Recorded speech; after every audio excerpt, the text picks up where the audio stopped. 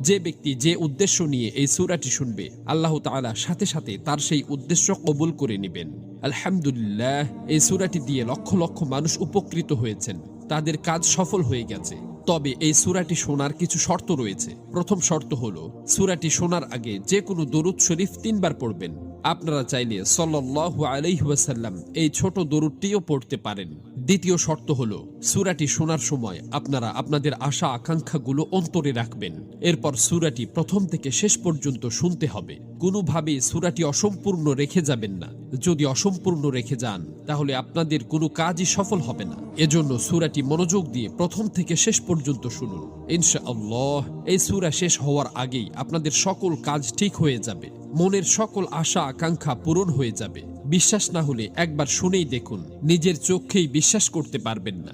মহান আল্লাহর কাছে দোয়া করি, হে আল্লাহ, যারা পবিত্র কোরআনের এই সূরাটি শোনার জন্য গভীর আগ্রহ নিয়ে বসে আছে, আপনি তাদের সকল বিপদাপদ ও বালা মুসিবত দূর করে দিন। তাদের অন্তরে লালিত স্বপ্ন ও অপূর্ণ আশা আকাঙ্ক্ষাগুলো গায়েব থেকে পূরণ করে দিন। আমিন। কমেন্ট বক্সে আপনিও আমিন লিখে দোয়াতে শরীক থাকুন, কেননা কে জানে যে কার দোয়া কখন কবুল হয়ে যায়। তো চলুন সূরাটি শুনে নেওয়া যাক। أعوذ بالله من الشيطان الرجيم. بسم الله الرحمن الرحيم.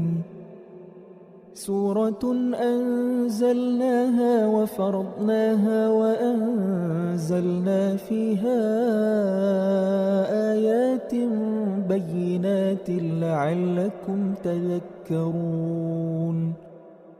الزانية والزاني فاجلدوا كل واحد منهما 100 جلدة ولا تأخذكم بهما رأفة في دين الله إن كنتم تؤمنون بالله واليوم الآخر وليشهد عذابهما طائفة